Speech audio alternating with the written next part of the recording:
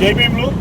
ఈరోజు బహుజన్ సమాజ్ పార్టీ రాష్ట్ర అధ్యక్షులు బందెల గౌతమ్ కుమార్ గారు, రాష్ట్ర కోఆర్డినేటర్ ఘటం సంపత్రావు గారు, అలాగే ఈ జోన్లో డాక్టర్ బిఆర్ అంబేద్కర్ జోన్లో ఉన్నటువంటి అన్ని జిల్లాల నాయకులు, కార్యకర్తలందరూ కూడా ఇవాళ మరి బీఎస్పీ రాష్ట్ర అధ్యక్షులు గౌతమ్ కుమార్ గారి పిలుపు మేరకు భీమవరం చేరుకోవడం జరిగింది. ఆయనకు ఉద్దేశం ఏంటంటే, రాష్ట్ర అధ్యక్షుల వారి ఉద్దేశం, ఈ ఆకువీడి సంఘటన జరిగిన తర్వాత మరి ఇళ్లల్లో ఉన్న వాళ్ళని, గొడవ జరుగుతుంటే చూస్తున్న వాళ్ళని, సెల్ ఫోన్లో మాట్లాడుకుంటున్న వాళ్ళని, అంటే ఒక కారణం లేకుండా, ఏమీ కారణం లేకుండా అమాయకుల్ని సుమారు 41 మంది మీద కేసులు కట్టారు. ఇది ఇక్కడ ప్రభుత్వం మేము చెప్పదలుచుకుంది ఏంటంటే, పోలీస్ వ్యవస్థ ఏదైతే ఉన్నదో వీళ్ళు గవర్నమెంట్ సైడ్ కాకుండా రఘురామ కృష్ణరాజు గారు ఏం చెప్తారు, రఘురామ కృష్ణరాజు గారు పోలీసులు అన్నట్టుగానే ఉన్నారు తప్ప ప్రభుత్వ పోలీసులు అన్నట్టుగా బిహేవ్ చేయట్లేదు. నిజంగా ఇక్కడ పోలీసు వారు మమ్మల్ని ఏ విధంగా అయితే ఇక్కడ అడ్డుకున్నారో అదేవిధంగా శ్రీరామనవమి రోజున రఘురామ అప్పటికే గొడవ జరిగింది, అక్కడ పోలీస్ పికెట్ ఉంది, అక్కడ లా అండ్ ఆర్డర్ ప్రాబ్లం ఉంది. ఆ రోజు మీరు రఘురామ కృష్ణరాజు గారిని అక్కడ అడ్డుకుని ఉంటే ఎటువంటి గొడవ ఈ రాష్ట్రం అంతా ప్రశాంతంగా ఉండేది. ఆ రోజు అడ్డుకోకుండా మీరు వందలాది మంది పోలీసులు అతనికి సపోర్ట్గా వెళ్ళారు.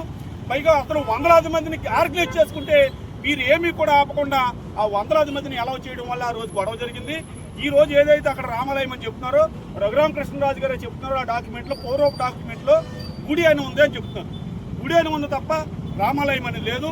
రెండోది, అక్కడ రామాలయం అని రఘురామ కృష్ణరాజు గారు చెప్పినట్టుగా రామాలయం అయితే కనుక మరి అక్కడ నంది బొమ్మ విగ్రహం ఎందుకు ఉంటుంది?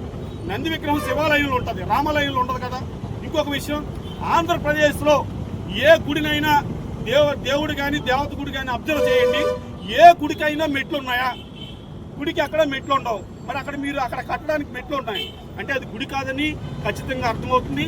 అక్కడ స్థానికులు మాకు వద్దండి, మాకు గొంతాలమ్మ గుడి కట్టండి అని కోరుకుంటుంటే స్థానికుల అభిప్రాయాలతో సంబంధం లేకుండా నేను రాజును కాబట్టి ఈ రాజ్యం నా చేతిలో ఉందన్నట్టుగా, భీమవరం ఏరియా మొత్తం నాదే అన్నట్టుగా నువ్వు కుల దురహంకారాన్ని ప్రవర్తించి మరి చూపించి అక్కడ దళితుల్ని అమాయకంగా సుమారు 41 మందిని అన్యాయంగా జైల్లో పెట్టి ఆ ఏసిన సెక్షన్స్ కూడా చాలా ఘోరమైంది. అటెంప్ట్ మర్డర్, ప్రొవకేషన్, ఎన్ని రకరకాలు, అంటే ఎన్ని సెక్షన్స్ అయితే ఇవ్వచ్చు అన్ని సెక్షన్స్ గుప్పించి, అంటే మీరు రఘురామ కృష్ణరాజు గారిని సాటిస్ఫై చేయడం కోసం చూస్తున్నారా ఏంటనే విషయం అర్థం కావట్లేదు.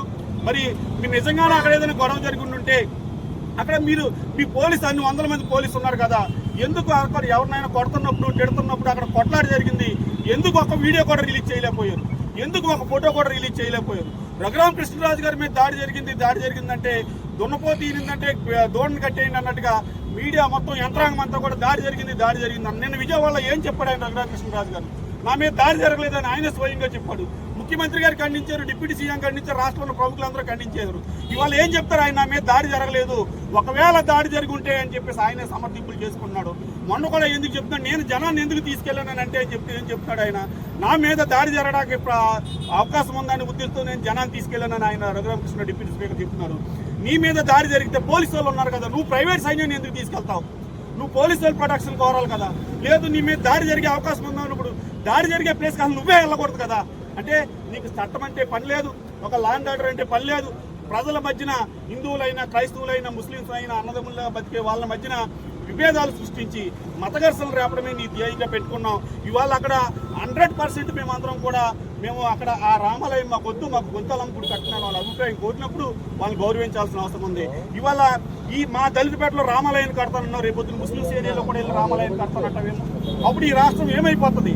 అంటే మేము కోరుకునేది ఏంటంటే 100% హిందువులు ఉన్న చోట చర్చి కట్టొద్దు, 100% హిందువులు ఉన్న చోట మసీదు కట్టొద్దు, 100% ముస్లింసే ఉన్న చోట రామాలయం చర్చ కట్టొద్దు. అంటే అన్ని మతాలని, అందరి అభిప్రాయాలు గౌరవించాలి. ఆ గౌరవించే సంస్కారం ఈ రాష్ట్ర డిప్యూటీ స్పీకర్కి లేదు కాబట్టి మరి వాళ్ళ అయితే మేము కోరుకునేది ఏంటంటే, మేము law and order problem create చేయడానికి రాలేదు. మా రాష్ట్ర అధ్యక్షులు వారు అక్కడ బాధితులు ఎవరైనా ఉన్నారు, అమ్మాయికులు పాపం ఆడవాళ్ళని కూడా చూడకుండా మీ కక్ష మొత్తం ఆ పేట మీద చూపించేస్తారు. ఇవాళ జైలు పాలైపోయిన అమాయకుల్ని కనీసం ఇన్వెస్టిగేషన్ చేస్తారు కదా. మీరు ఎక్కడైనా తోపులాట జరిగితే అటెంప్ట్ మర్డర్ పెడతారా? అన్ని చోట్ల ఇదే విధంగా సెక్షన్ చేస్తారా? మీరు ఇదే విధంగా ఉన్న వాళ్ళు ఉన్నట్టు లేకపోతారా? మొత్తం ఇక్కడ మీ అందరికీ తెలుసు, ఆకివీడి దళితుల మీద పెట్టిన కేసులు తప్పుడు కేసులు అనే విషయం పోలీసు వారికి కూడా తెలుసు. కేవలం రఘురామ కృష్ణరాజు గారిని సాటిస్ఫై చేయడం కోసం మాత్రమే మా మీద కక్ష సాధిస్తున్నారు.